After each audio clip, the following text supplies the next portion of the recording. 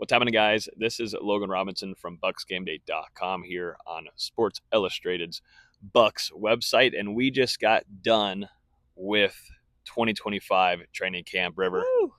it's all over. It's a wrap, and we only have one mic, so we made it through training camp until the last day, and the other one did not get charged. But we still got one to work with, so we'll be passing it around. But in this video alone, we're going to give our top 5 biggest takeaways from camp, and there's some good ones definitely at the very end, so stick with us. So let's start off with number 5. I'd say injury concerns would be one of those. River, we saw for the most part guys staying healthy at the beginning, but with football and with pads getting on eventually, injuries are due to happen, and that's sort of been a concern all around. Actually, going before training camp was, guys like Tristan Wirfs, which was a big breaking news before camp began, and then continuously monitoring Chris Godwin. But still, the Bucs have been dealt with a handful of injuries going into Week 1. Thank you. Yeah, for sure. The defensive back room right now is a little beat up.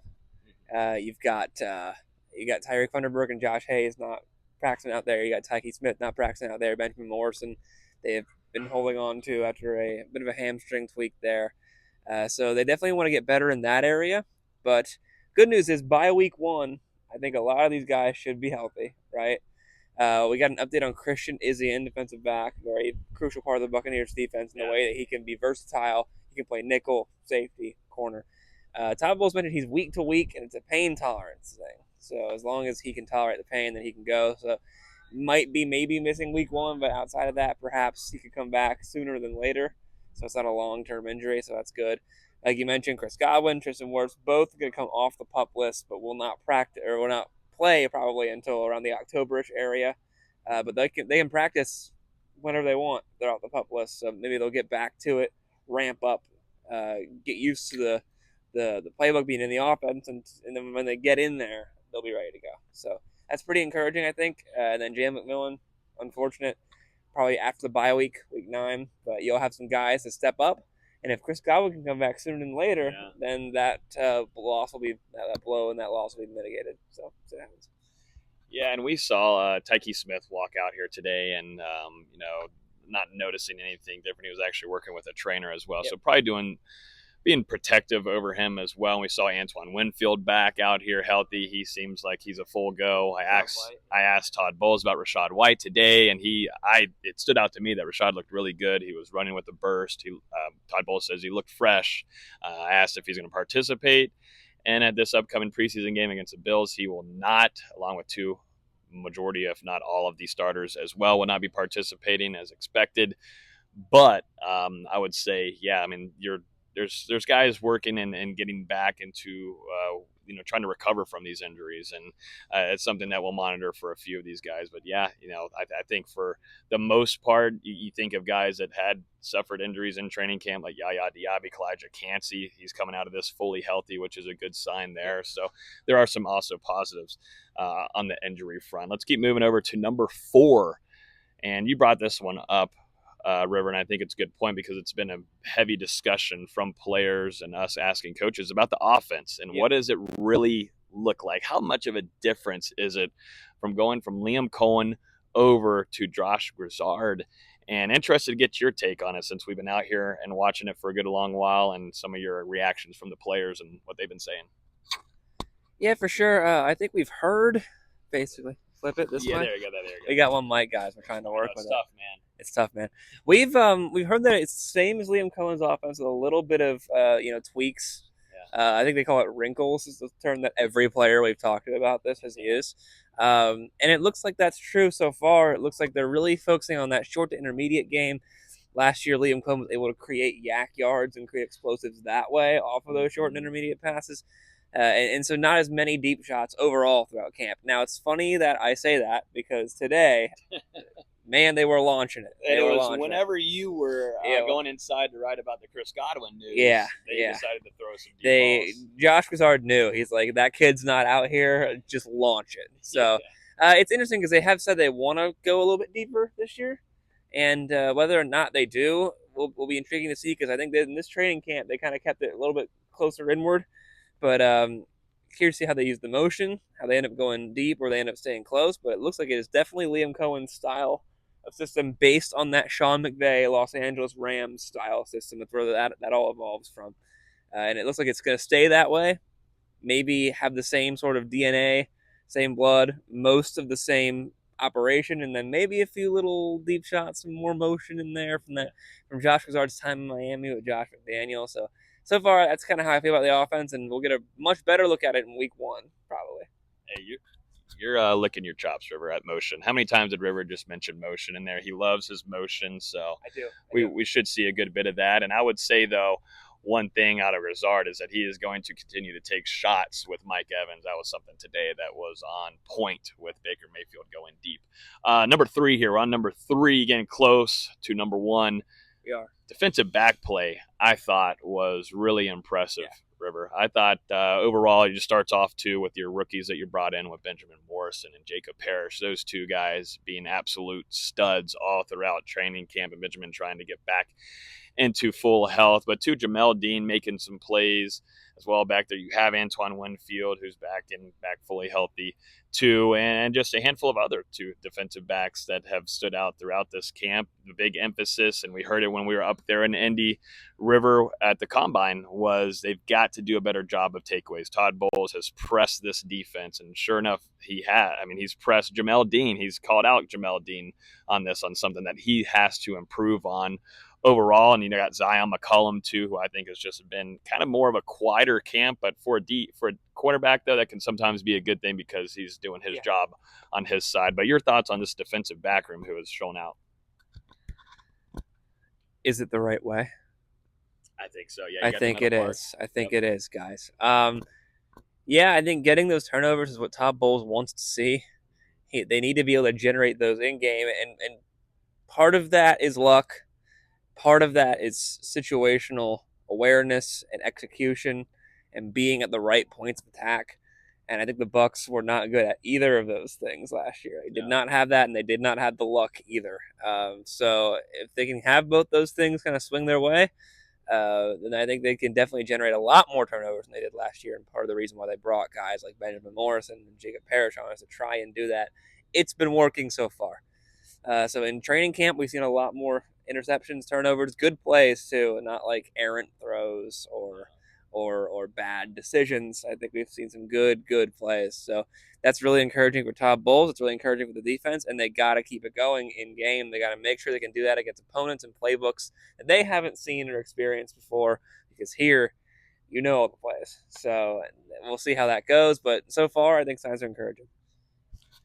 Another thing that is encouraging is your first-round pick, Emeka Egbuka, someone that since, I believe, arrival, even before training camp, was like, okay, yeah, now we know why Jason Light and company went after this guy. I mean, we saw what he did at Ohio State, very consistent, reliable in the hands, is able to get himself open and be very productive, and it's immediately translated over here onto the field here for the Bucs. And not only that, but also to his character, the personality, the kind of work ethic that he's brought has been really impressive, not only to us as the covering the team, but also to Baker Mayfield, Mike Evans, future Hall of Famer. Just take us through what you've thought about Emeka Egbuka throughout this camp, because, man, he's made plays left and right, and it's only going to continue. He's ready to talk about Emeka Egbuka. Give it to me. No, he's very polished, man. He really is. He comes in here, he looks like a veteran. Finding space as a receiver like him, especially in an offense like this, in the modern NFL offense, where that becomes so important, particularly for your wide receivers and stuff like that, and the Z's. But he's just been so good at doing that, at carving out his own path in the field. His ball tracking skills are unbelievable. We saw that catch against the Steelers where if you look at that catch in slow motion, you can see his eyes following that ball right until it gets into his outstretched arm right there. I mean, really incredible stuff. He'll have some rookie mistakes. He'll have some growing pains. Don't expect him to be perfect. No one's ever perfect in their first year in the NFL. But I think he's been really, really good. I think he's looked like a veteran. I think he's polished. I think his floor is incredibly high for a rookie. And with McMillan out, with Chris Godwin out, that's going to be so, so valuable. And I think the Bucs are going to reap the benefits of that, especially this early schedule where they're going to have some injuries. So big pick for them, and I think they're going to be loving it more and more every day. Yep. yeah, Jason Light getting that pick, man, it helped. And, like you were just mentioning there with Godwin and Jalen McMillan been out, he has a lot on his shoulders. There's a lot of pressure on this young man at the beginning. But, he played in some big games at Ohio State. Ohio State is arguably wide receiver over there. So, he's already had a lot of pressure on him before. So I think he's going to be ready for it in week 1. Let's go over to number 1. And I got a bonus one I just thought of in my brain. You got a bonus? Guys, I wasn't ready for this. You weren't ready for it, but I think you'll enjoy it. But number 1 is the pass rush, and that to me I feel like stood out right off the bat. Yeah. Yes, the guys didn't have pads on to begin, but when even the pads came on, I had concerns about the offensive line for a few days because just of how much of a wrecking crew Kalijah Cansey, which I think a lot of people are sleeping on. I know probably Bucs fans, you guys do your homework, you listen to these kind of things, how much we've been talking about Kalijah Cansey throughout this camp, but he has had a phenomenal one. Vita Vea did not take a break day. He's had some days off previously. I wouldn't say days off. He was probably a little dinged up in training camps previously, but he was a full go every single day throughout training camp. I think he's in the best shape of his playing career, which is great news. And also, too, Todd Bowles agreed with me on that earlier. And then you got guys out the pass rush. You brought in Hassan Reddick, who, athletic wise, looks like an absolute freak and is only going to help another dude that continues to grow in production with Yaya Diaby. Just take me your thoughts through this pass rush. Hassan Reddick adds a whole new dimension to this pass rush, and I think we've talked about this a lot, but his ability to draw attention away from Yaya Diaby. Diaby was a really good pressure guy, really good pass rush win rate guy, couldn't bring the quarterback down. That's probably because he was getting chipped about 7 different times before he got to the quarterback. Yeah. Because last year, there was nobody else on the other side to worry about. Now, oh boy, is there with Hassan Reddick. So that's going to be huge. It's going to open up the pass rush a lot, I think. And even if it's not a massive sort of thing, it might give Yaya Diaby a few more sacks. It might get Hassan Reddick a few more sacks, that sort of thing. So that'll be interesting to watch. I think Chris Braswell is the thing to watch, right? Yeah. I think he had a rough game against the Tennessee Titans. Mm-hmm. He had a sack against the Pittsburgh Steelers. He kind of came into his own a little bit there and made a good play. So I think that's going to be a player to watch if he can take that next step like we want him to. And I think we still need to see, and he still needs to prove that he can. Mm-hmm. This pass rush could go from bad, I think, last year to absolutely lethal this year. Ooh. Okay, I like that bold statement there. And then just to finish it off, bonus one at the end here. Quarterback situation. Since bringing in Teddy Bridgewater, I saw a lot of people talking about, Kyle Trask. Is he still going to be the backup for the Buccaneers? I think it's very safe to say that's the case. I know Teddy Bridgewater just got here about 2 weeks, so practically. But to me, Kyle Trask, and at least going through some of these preseason games as well, he solidified that QB2 spot. It's great to have Teddy Bridgewater in the room, but the quarterback room behind Baker Mayfield is going to look like Kyle Trask and then Teddy Bridgewater. The handoffs will work on. I agree. Yeah, we need to get back out there. Yeah, we do. We got to get some reps in.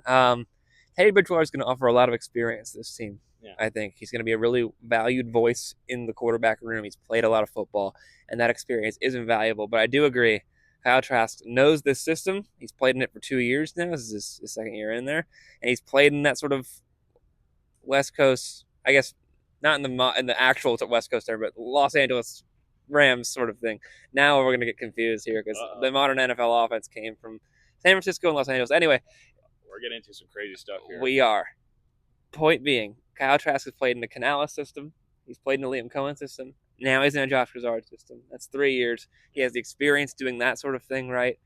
Teddy Bridgewater, not as much. He has played with Mike McDaniel, kind of in a Shanahan-style offense, and that's where him and Grizzard will kind of bounce off really well. But Kyle Trask has the experience. I think he's had a rough training camp, but he's played well in the preseason games he's played in, actually. He might just be a gamer. If that's the case, then I think that's good for the Buccaneers. So I agree. I anticipate him being QB2. More consistent, knows the system, and Bridgewater can help him a lot from the mental standpoint, especially in the quarterback room. Yep.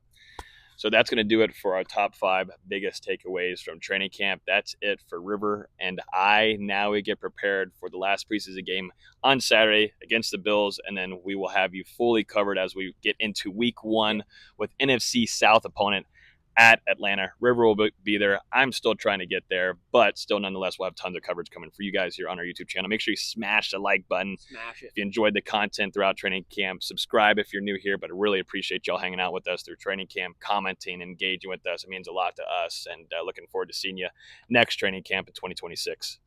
We're out. Peace.